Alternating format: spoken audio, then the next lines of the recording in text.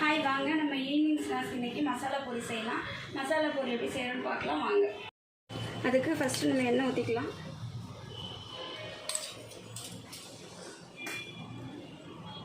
கடுகு போட்டுக்கலாம். கடுகு போட்டோம்னா பூண்டு தட்டி வச்சுருக்கேன், தோலோட பூண்டு போட்டுக்கலாம்.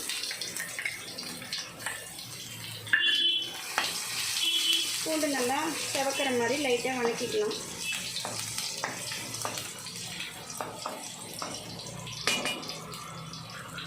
அடுத்தது பெருங்காயத்தூள் போட்டுக்கலாம்.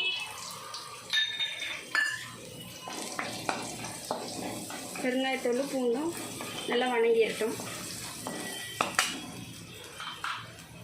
அடுத்தது கருவேப்பிலை போட்டுக்கலாம். பொட்டுக்கடலை, வறுத்த கடலக்கண்ணை வச்சுருக்கேன், வறுத்த கடலக்காய் போட்டுக்கலாம். லைட்டாக மஞ்சள் போட்டுக்கலாம். இது எல்லாமே நல்லா வறுத்துக்கலாம்.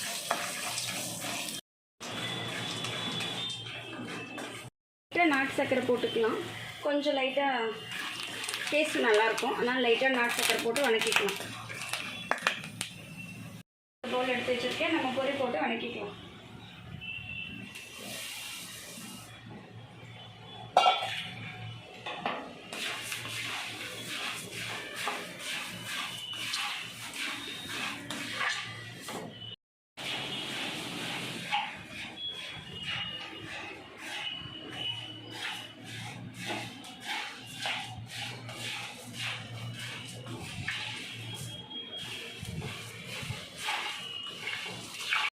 இப்போ நம்ம லைட்டாக காரத்துக்கு மிளகாத்தூள் போட்டுக்கலாம்.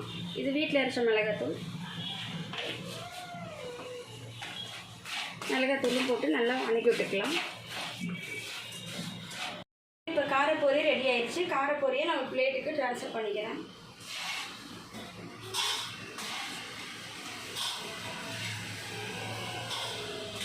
இந்த காரப்பொரி ரெடி ஆயிடுச்சு. இப்போ நம்ம மசாலா பொரிக்கு பொருளெல்லாம் சேர்த்துக்கலாம்.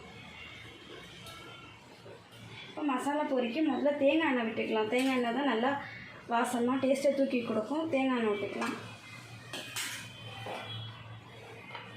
அடுத்தது நம்ம பெரிய வெங்காயம் தான் போடணும், சின்ன வெங்காயம் போடக்கூடாது. பெரிய வெங்காயம் லைட்டாக போட்டுக்கலாம்.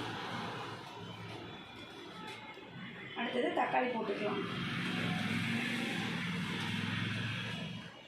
கொத்தமல்லி தழை சின்ன சின்னதாக பொடி பொடியாக நறுக்கியிருக்கோம்.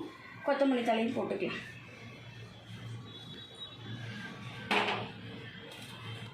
அவ்வளோதாங்க, பாருங்கள் நம்ம மசாலா பொரி ரெடி ஆயிடுச்சு. ஃபஸ்ட்டு காரப்பொரி ரெடி பண்ணோம். காரப்பொடி ரெடி பண்ணிவிட்டு அதுக்கப்புறம் மசாலா பொரி ரெடி பண்ணிட்டோம். வாங்க சாப்பிட்லாம். பார்த்து எப்படி இருக்கு என்னன்னு பார்த்துட்டு சொல்லுங்கள். ஓகேங்க, பாய்ங்க.